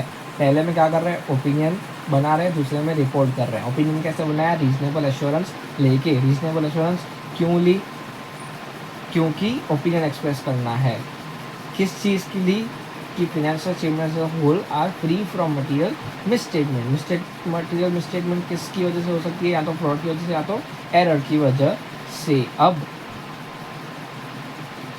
ऑडिटर जो है वो ओपिनियन तो एक्सप्रेस कर रहा है, पर किस चीज़ का ओपिनियन एक्सप्रेस कर रहा है, कि financial statements are prepared in according with applicable financial reporting framework. Applicable financial reporting framework मतलब जिस चीज़ में हम अपनी फिनेंशियल चीज़ों को, अपने अमाउंट्स को रिपोर्ट कर रहे हैं, जिस फॉर्मेट में, या जिस क्या बोलते हैं, बैलेंस शीट पी का फॉर्मेट है वो किसने दिया हुआ है, शेड्यूल 2-3 में दिया हुआ है, राइट। शेड्यूल 3 के पार्ट 1 और पार्ट 2 में। तो उस हिसाब से उस एप्लीकेबल फाइनेंशियल रिपोर्टिंग फ्रेमवर्क, अब पार्टनरशिप के लिए कोई एप्लीकेबल फाइनेंशियल रिपोर्टिंग फ्रेमवर्क नहीं है, बट कंपनीज के लिए है। तो उस FRF के हिसाब से हमने बनाए हैं या नहीं, उस कंपनी ने बनाए हैं या नहीं, वो उस चीज़ का हम क्या देते हैं, ओपिनियन देते हैं। ओपिनियन कैसे देते हैं, रीजनेबल एश्योरेंस लेके। रीजनेबल एश्योरेंस किस चीज़ का देते हैं, किस चीज़ का लेते हैं, कि financial statements are free from material misstatement, right. और दूसरा हम क्या करेंगे, तो रिपोर्ट करेंगे। कैसे रिपोर्ट करेंगे, हमारे ऑडिटर की फाइंडिंग्स के हिसाब से। हमको जो चीज़ें मिली, जो चीज़ें पता चली, क्या कंपनी मेरी गड़बड़े है या नहीं है, सही से काम कर रही है या नहीं कर रही है, इन्वॉइसेस है या नहीं है, एंट्री सही से पड़ी हुई है या नहीं, सारी वर्किंग्स बराबर है या नहीं, हमारी ऑडिटर की फाइंडिंग्स के हिसाब से हम कम्युनिकेट करेंगे, जैसे एसेज ने बोला है, और रिपोर्ट करेंगे ऑन फाइनेंशियल स्टेटमेंट्स। ये हमारा दूसरा ऑब्जेक्टिव हो गया। ये दोनों याद कर लेना। ऑब्जेक्टिव ऑडिट के बेटा आपको याद होने चाहिए, अच्छे लेवल पे याद होने चाहिए। ये ऑब्जेक्टिव SF200, इसको मैं पापा ऑफ ऑल ऐसे कहता हूं, इसका नाम है overall objective of an independent auditor and conduct of an audit in accordance with standards on auditing. ठीक है, ये नाम सर हमें क्या एज इट इज याद रखना एग्जाम के लिए बेटा नहीं रहा, तेरे दिमाग एक बार दो बार, वही मैं कह रहा हूं, एक बार दो बार बोल ले, आंसर में लिखने की नाम की जरूरत नहीं होती है, क्वेश्चन में लिखा हुआ हो सकता है, तो तेरे को पता लग जाएगा किसकी बात कर रहा है, पापा जी की बात कर रहा है। और इसने ऑब्जेक्टिव 2 बताए हैं। कितने ऑब्जेक्टिव बताए ऑडिट के, 2 ऑब्जेक्टिव बताए। और ये फिर से बच्चा याद है क्या देखो, कि जोर से बोलो, जय माता दी नहीं करना है बेटा, आपको जोर से क्या बोलना है, टू ऑब्टेन, और पहला ऑब्जेक्टिव, और इसी पे अब ये ऑब्जेक्टिव्स पे तो पूरी ऑडिट बसी हुई है। टू ऑब्टेन क्या करना है, रीजनेबल एश्योरेंस। किस बात का रीजनेबल, एब्सोल्यूट एश्योरेंस की बात नहीं हो रही है, किस बात का रीजनेबल एश्योरेंस की बात हो रही है, कि सर जो हमारे फाइनेंशियल स्टेटमेंट है as a whole. As a whole का क्या मतलब हुआ सर, हम सिर्फ ट्रेडिंग अकाउंट की, P&L अकाउंट की या बैलेंस शीट की हम कभी भी बात नहीं करेंगे। जब हम बात करेंगे हम financial statement as a whole की बात करने वाले हैं कि यार हमें इस बात का रीजनेबल एश्योरेंस, एब्सोल्यूट नहीं, 100% नहीं, रीजनेबल एश्योरेंस। और ये 100% क्यों नहीं हो सकता, ये अपन नेक्स्ट टॉपिक्स में देखेंगे, जो इनहेरेंट लिमिटेशंस ऑफ ऑडिट आएंगे उसमें देखेंगे। तो हम ऑब्टेन करेंगे रीजनेबल एश्योरेंस, तो financial statement as a whole और फ्री। फ्री किससे है सर? फ्री रहने दो इनको, मुक्त रहने दो, फ्री रहने दो फ्रॉम मटीरियल मिसस्टेटमेंट। और बेटा misstatement, we are always concern with material misstatement. Immaterial छोटे मोटे चिल्ड्रन मिसस्टेटमेंट का कभी कोई नाटक होता नहीं है। We are always always always concern with risk of material misstatement. और मिसस्टेटमेंट्स होती किसकी वजह से? हमेशा ये मिसस्टेटमेंट जो है ना, ये या तो फ्रॉड की वजह से होती है या एरर की वजह से होती है, कोई तीसरा तरीका ही नहीं है। हमें इसी बात का रीजनेबल एश्योरेंस चाहिए कि फाइनेंशियल स्टेटमेंट की जो है ना, एज अ होल जो फाइनेंशियल स्टेटमेंट है ना, वो फ्री है। किससे फ्री है सर? मटीरियल मिसस्टेटमेंट से फ्री है। और ये मिसस्टेटमेंट हमेशा किसकी वजह से होती है? या तो फ्रॉड या तो एरर। देर बाय इससे होगा क्या? अगर तेरे को ये रीजनेबल एश्योरेंस मिल गई सर, अगर ये रीजनेबल एश्योरेंस मिल गई, होगा क्या सर? होगा ये कि अपने ऑडिट की जो डेफिनेशन थी ना, उसमें हमने पढ़ा था audit is an independent examination of financial information of any entity whether profit oriented or not irrespective of size or legal form and when such an examination is conducted with a view, the view is to express an opinion thereon. भैया अगर तेरे को ये reasonable assurance मिल गई ना, तेरे को मदद करेगी ये ओपिनियन बनाने में, thereby enabling the auditor to express an opinion. ये मदद करेगा ये रीजनेबल एश्योरेंस बेटा तेरे को एक्सप्रेस एन ओपिनियन। किस बारे में? कि क्या जो फाइनेंशियल स्टेटमेंट है वो किसने बनाया? मैनेजमेंट ने बनाया, ऑडिटर ने बनाया। लेकिन financial statement are prepared in accordance with applicable financial reporting framework. समझ में आता है ना? एफआरएफ क्या होता है? फाइनेंशियल रिपोर्टिंग जरूरी नहीं है हर एंटिटी के लिए फाइनेंशियल रिपोर्टिंग का फ्रेमवर्क हो। जैसे प्रोप्राइटरशिप के लिए नहीं होता, पार्टनरशिप एक्ट 1932 वाले फर्म्स का नहीं होता, लेकिन एलएलपी का होता है, कंपनीज का होता है, एचयूएफ का नहीं होता, लेकिन सोसाइटी ट्रस्ट का होता है। तो जो भी एप्लीकेबल एफआरएफ है उसके हिसाब से एफएफ बनाए किसने? मैनेजमेंट ने। ये पहला ऑब्जेक्टिव है। क्या तुमको पहला ऑब्जेक्टिव याद हो गया बेटा? एक बार रिपीट कर रहा हूं, उसके बाद तू पॉज करके पहले वाले पे पहले ध्यान देगा। टू ऑब्टेन करना है क्या? रीजनेबल एश्योरेंस ऑब्टेन करना है। किस बात का? कि जो financial statement as a whole है वो फ्री है। किससे? Material misstatement. मिसस्टेटमेंट किसकी वजह से? फ्रॉड या एरर की वजह से। तो होगा क्या इससे? ये रीजनेबल एश्योरेंस है thereby enabling the auditor to express an opinion. किस बारे में ओपिनियन? कि सर जो फाइनेंशियल स्टेटमेंट प्रिपेयर है वो इन अकॉर्डेंस विद एप्लीकेबल, जो भी एप्लीकेबल एफआरएफ है उसके हिसाब से बनाए। एक बार मेरे को ये रीजनेबल एश्योरेंस मिल गया तो मैं क्या करूं? इसको दिल में रखूं? दिल में नहीं रखना है सर। दिल में कभी भी चीजों को दिल में रखते हो ना बेटा तो कोई और उठा ले जाएगा। तो आपको क्या करना है? रिपोर्ट करना है। इस रिपोर्ट को तो हम क्या बोलते हैं? ऑडिट रिपोर्ट बोलते हैं। रिपोर्ट बनानी है फाइनेंशियल स्टेटमेंट पे। और सर रिपोर्ट मैंने चिट्ठी पे लिख तो दिया आई लव, लेकिन देने की हिम्मत नहीं हो रही। अरे रिपोर्ट बनाने के बाद उस रिपोर्ट को आपको जा जा जा कम्युनिकेट भी करना है। ठीक है, तो रीजनेबल एश्योरेंस लेना है, रिपोर्ट बनाना है, रिपोर्ट को कम्युनिकेट करना है। रिपोर्ट फाइनेंशियल स्टेटमेंट में कम्युनिकेट जैसा भी ऐसे ने बोला है, स्टैंडर्ड्स ऑन ऑडिटिंग ने बोला कैसे कम्युनिकेट करना है वैसे आप करो। लेकिन ध्यान रखना ये रिपोर्ट मन से मत बना देना। असली में ऑडिट करके जो चीज़ें पता लगी है उसके हिसाब से ये report banana in accordance with auditors finding during the audit. जो भी उसको फाइंडिंग्स मिली है उसके हिसाब से आपकी रिपोर्ट बनाओगे। तो बेटा to obtain reasonable assurance that the financial statement as a whole are free from material statement due to fraud and error, thereby enabling the auditor to express an opinion that the financial statements have been prepared in accordance with applicable FRF and to report उसके हिसाब से ये report banana in accordance with auditors finding during the audit। जो भी उसको findings मिली है उसके हिसाब से आप ये रिपोर्ट बनाओगे। तो बेटा to obtain reasonable assurance that the financial statement as a whole are free from material misstatement due to fraud and error, thereby enabling the auditor to express an opinion that the financial statements have been prepared in accordance with applicable FRF and to report on financial statement and communicate in accordance with auditors finding as required by standards on auditing। अगर ये बोल पाया तो ये आगे जाना, नहीं तो अटका रहे यहाँ पे और अच्छे से करके बेटा एक एक सीढ़ी चलनी है, कूदना नहीं है। चलो ये हो गया, तो अपन जाते हैं और कुछ जो छोटी मोटी बातें रह गई थी उसको देख लेते हैं। भैया एब्सोल्यूट एश्योरेंस का मतलब क्या होता है? गारंटी। ये एमसीक्यू के लिए आ सकते हैं बेटा, और कुछ भी नहीं है। एब्सोल्यूट एश्योरेंस का क्या मतलब होता है? गारंटी होता है। और तो क्या एब्सोल्यूट एश्योरेंस पॉसिबल है? नहीं सर, पॉसिबल ही नहीं है। क्यों नहीं है? क्योंकि अभी आ जाएगा इनहेरेंट लिमिटेशंस ऑफ ऑडिट। तो एब्सोल्यूट एश्योरेंस जो की गारंटी है वो पॉसिबल नहीं है, इसीलिए हम रीजनेबल एश्योरेंस लेते हैं जो कि नहीं है। क्या नहीं है? ये गारंटी नहीं है। तो सर ये गारंटी नहीं है तो ये है क्या? सर जी एग्जाम के लिए इंपॉर्टेंट चीज़ कि रीजनेबल एश्योरेंस एक हाई लेवल का एश्योरेंस है। ये क्या है बेटा? हाई लेवल का एश्योरेंस है। रीजनेबल एश्योरेंस क्या नहीं है? गारंटी नहीं। क्या होती है गारंटी? एब्सोल्यूट एश्योरेंस होती है सर। तो रीजनेबल एश्योरेंस क्या है? हाई लेवल का एश्योरेंस है बेटा। पढ़, पॉज कर, पढ़ और आगे जा। ठीक है, बस ये करते रहना है। ऐसे करोगे और जैसे ही एक बार हो गया तुम्हारे दिमाग में पूरा मैप बन गया पूरे चैप्टर का, क्या पता है कि अच्छे से पता है नहीं पता, उसके बाद ऐसे reading back questions RDP MTP क्या है?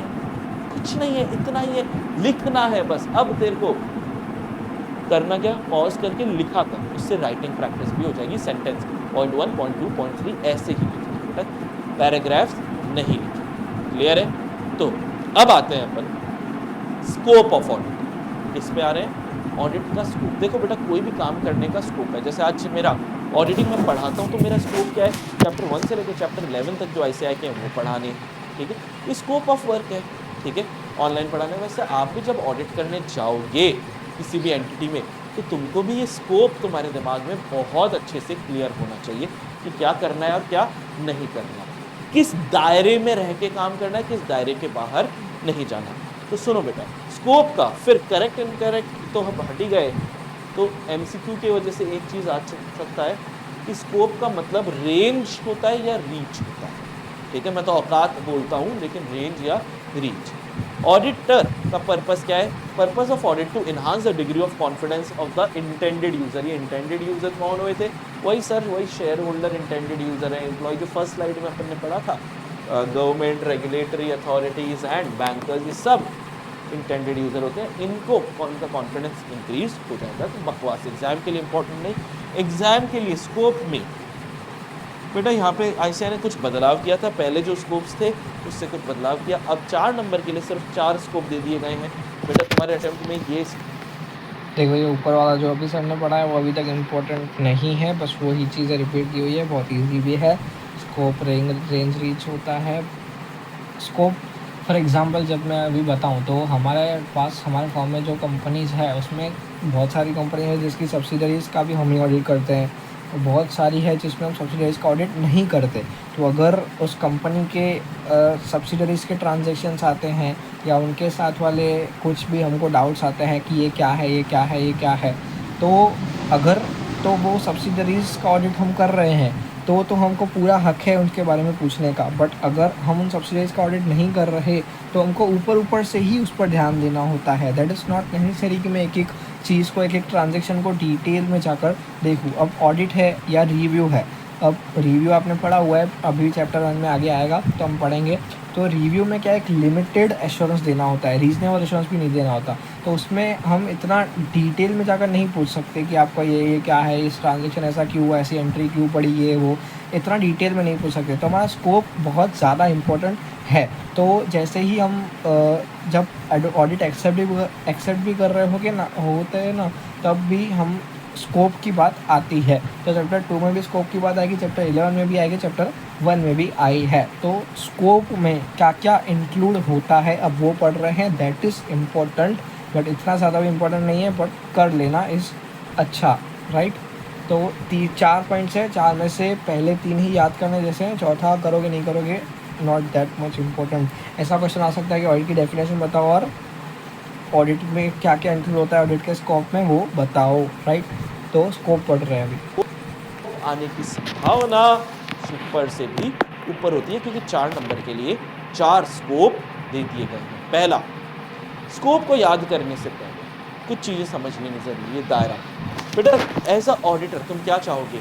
तुम चाहोगे बेटा, मैं बता रहा हूँ, तुमसे पूछ नहीं रहा, मैं बता रहा हूँ कि दायरा बड़े से बड़ा हो, तुम ज़्यादा से ज़्यादा चीज़ें चेक कर पाओ। क्योंकि अगर तुमने ज़्यादा से ज़्यादा चीज़ें चेक कर ली तो तुम्हारी रीजनेबल एश्योरेंस ज़्यादा मिलेगी। ज़्यादा चीज़ें चेक करोगे तो ज़्यादा कॉन्फिडेंस आएगा, कम चीज़ें चेक करोगे, ज़्यादा चीज़ें छोड़ दोगे तो कॉन्फिडेंस अपने आप कम हो जाएगा, जो अपने साथ ऑडिट में होता भी है। चैप्टर छोड़ दिए तो दिक्कत आएगी ना, चैप्टर छोड़ दिए तो बस ये वाली बातें अपन करेंगे। 4 नंबर 4 पॉइंट, पहला कि सर जब भी ऑडिटर मैनेजमेंट तुम मिल बांट कर जब स्कोप बना रहे हो, जब स्कोप को डिसाइड कर रहे हो ना, तो स्कोप को ऐसे बनाओ, ऐसे डिसाइड करो कि जो भी एंटिटी है, जो भी एंटरप्राइज है, उसके ज़्यादातर एस्पेक्ट्स हम कवर करें। Cover adequately, cover adequately. क्या adequately? Sir all aspects, enterprise के एस्पेक्ट्स को एडिक्वेटली कवर करें। जैसे जब भी हम ऑडिट कर रहे होते हैं तो ऑडिट में हमारा GST का भी इंक्लूड हो जाता है, इनकम टैक्स वाला भी इंक्लूड हो जाता है, लॉ का भी सब कुछ देखना इंक्लूड हो जाता है, अकाउंट्स का तो सारा होता ही होता है। तो ये चारों के चारों सब्जेक्ट के सारे कंप्लाइंसेस, सारी चीज़ें हमारे ऑडिट के अंदर चेक करने की आ जाती है। तो ऑडिट क्या करता है, कवर करता है adequately all aspects of an enterprise. Enterprise को ओवरऑल हम पूरा ही देख लेते हैं कि एंटरप्राइज सही से काम कर रहा है या नहीं। सिर्फ अकाउंट्स ही नहीं, वो इनकम टैक्स सही से भर रहा है या नहीं, उसमें कंप्यूटेशन इनकम टैक्स का बरोबर है या नहीं, इनकम को इंक्लूड किया है या नहीं, इसको माइनस करना है उसको माइनस किया है या नहीं, जो खर्चे प्लस करने चाहिए थे वो किया है या नहीं। एक एक चीज़ को हम बहुत ही ज़्यादा ऑडिट में डिटेल में देखते हैं, वहाँ पर समझते हैं। तो इसलिए एंटरप्राइज़ को ओवरऑल नज़रिए से ओवरऑल उसके सारे एस्पेक्ट्स कवर हो ही जाते हैं ऑडिट के अंदर। तो ऑडिट के स्कोप में क्या आता है, cover adequately all aspects of an enterprise. Audit क्या करता है, कवर करता है adequately all aspects of an enterprise. साथ में क्वेश्चन भी याद करते जाना है, जैसे सर ने बोला, क्योंकि क्वेश्चन आएगा पेपर में, वही हमको नहीं पता चल रहा होगा कि कौन सा आंसर इसमें आएगा, इसलिए हमको क्वेश्चन भी याद करना है ऑडिट के स्कोप में क्या क्या आता है। तो what is included in the scope of audit, पहली चीज़ क्या है, cover adequately all aspects of an enterprise. दूसरी चीज़ क्या है, पढ़ते हैं। पहला पॉइंट याद कि हम चाहेंगे ज़्यादा से ज़्यादा चीज़ें कवर हो ताकि रीजनेबल एश्योरेंस हमें ज़्यादा मिले। तो कवर करना है एडिक्वेटली ज़्यादा से ज़्यादा चीज़ें, all aspects of the enterprise. अब मेरे को एक बार वापस से याद दिला दो, ऑडिट क्या होती है बेटा? ऑडिट होती है एक इंडिपेंडेंट एग्जामिनेशन। किसकी independent examination? Sir financial information की। तो अब जो हम पॉइंट 2 एंड पॉइंट 3 में बात करने वाले हैं ना बेटा, हम इसकी ही बात करने वाले हैं।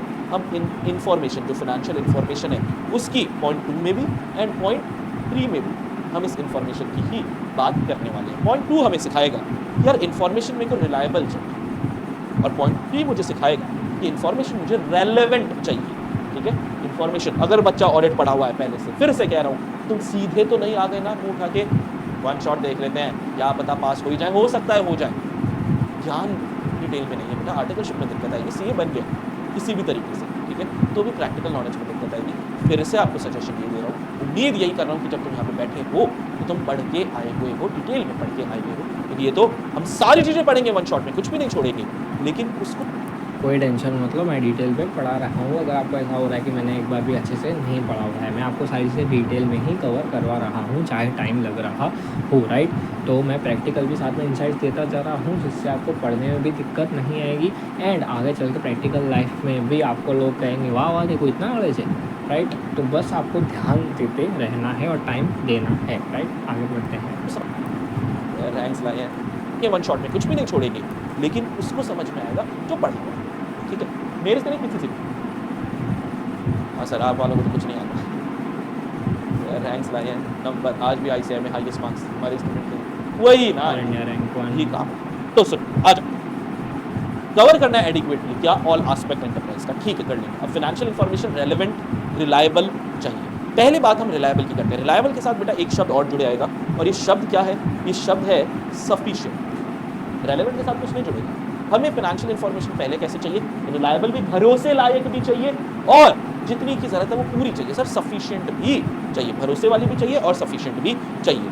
सर ये इंफॉर्मेशन क्या रिलायबल है या नहीं, सफिशिएंट है या नहीं, ये कैसे पता लगेगा? सर देखो, ऑडिटर को अपनी बुद्धि का प्रयोग करना पड़ेगा, ऑडिटर को अपने जजमेंट का प्रयोग करना पड़ेगा, बुद्धि का प्रयोग करना पड़ेगा। ये बुद्धि का प्रयोग कहाँ कहाँ करेगा?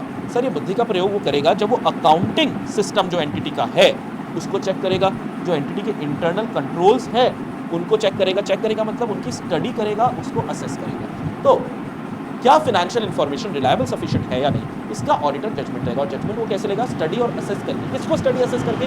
अकाउंटिंग सिस्टम को, इंटरनल कंट्रोल को। बस बैठ जाएगा क्या? नहीं सर, फिर वो कैरी आउट। अब यहाँ पर देखो, थोड़ा प्रैक्टिकल एक्सरसाइज भी देखते हैं और याद करने की चीज़ भी देखते हैं। पहली चीज़ हमने पढ़ी, ऑडिट के स्कोप में क्या क्या आता है, cover adequately all aspects of an enterprise. दूसरा हम पढ़ रहे हैं फाइनेंशियल इंफॉर्मेशन के हिसाब से।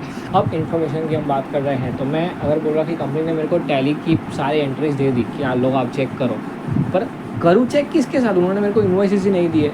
बोले हम इन्वॉइसेस देंगे तो आप को पता चल जाएगा हमारे कितने ट्रांजैक्शन है और अमाउंट्स पता चलेंगे कौन किसी सी पार्टी से हम कर रहे हैं। अरे भाई, अगर तुम मेरे को information he reliable and sufficient होनी चाहिए इन्फॉर्मेशन, और आप मेरे को कागज़ में लिखे हुए दे रहे हो कि सामने वाले ने मेरे को 1,20,000 का सेल्स किया है, मैंने उससे 1,20,000 का परचेज़ किया है, प्रॉपर इन्वॉइस दो भाई। तो मेन चीज़ क्या है? रिलायबल एंड सफिशिएंट इंफॉर्मेशन होनी चाहिए, फाइनेंशियल इंफॉर्मेशन। अब उस पर जजमेंट कैसा होता है? तो उसमें हम स्टडी एंड असेस करते हैं internal control and accounting system को। अब जैसे मैं वडोदरा गया था, तो वडोदरा की जिस एंटिटी में, नाम नहीं लूँगा मैं, वो एंटिटी में जो अकाउंटिंग सिस्टम है वो उनको जाके ही पता लग गया कि घटिया है, राइट।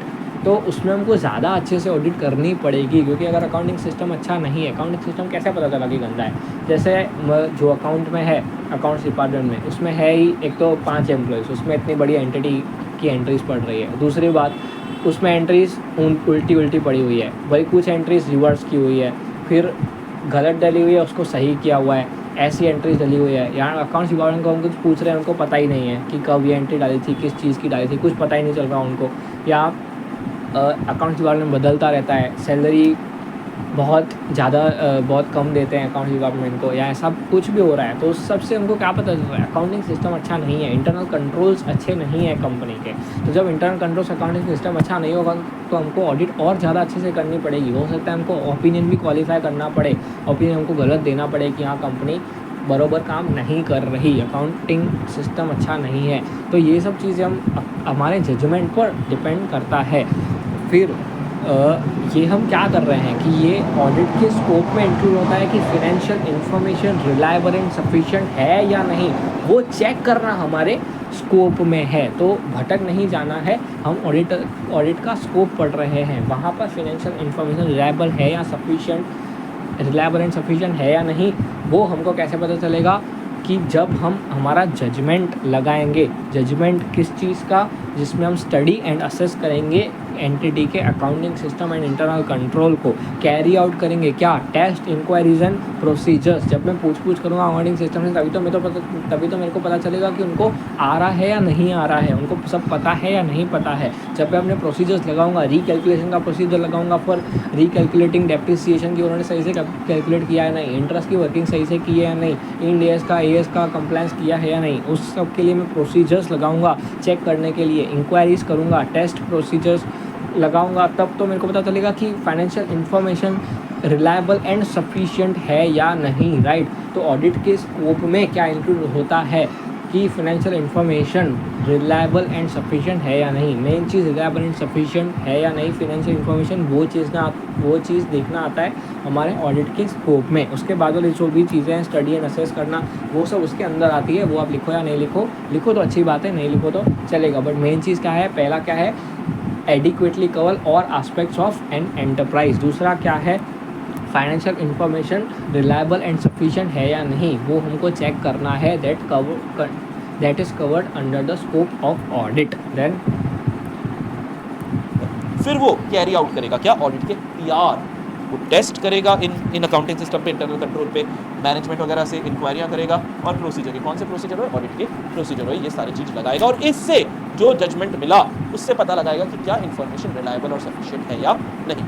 अब दूसरा पंगा आता है, सर ये इन्फॉर्मेशन मिलेगी कहाँ पर? ये इन्फॉर्मेशन बेटा मिलेगी एंटिटी के अंदर ही, एंटिटी के अंडरलाइन अकाउंटिंग रिकॉर्ड में मिलेगी, या एंटिटी से और जो सोर्स ऑफ डेटा है, बैंक हो गया, डेटर क्रेडिटर हो गया, कहीं से भी, वहाँ से भी ये इन्फॉर्मेशन आपको मिल सकती है। तो बेटा पहला स्कोप 4 में से जो 2 पॉइंट है वो क्लियर हो गए, cover adequately all aspect of the enterprise. दूसरा, फाइनेंशियल इन्फॉर्मेशन रिलायबल सफिशिएंट चाहिए, ये मिलेगी कहाँ से, underline accounting record, other source of data से। और चाहिए फाइनेंशियल इन्फॉर्मेशन रिलायबल सफिशिएंट है, इसका जजमेंट कौन लेगा, ऑडिटर लेगा। कैसे लेगा, स्टडी करेगा, असेस करेगा,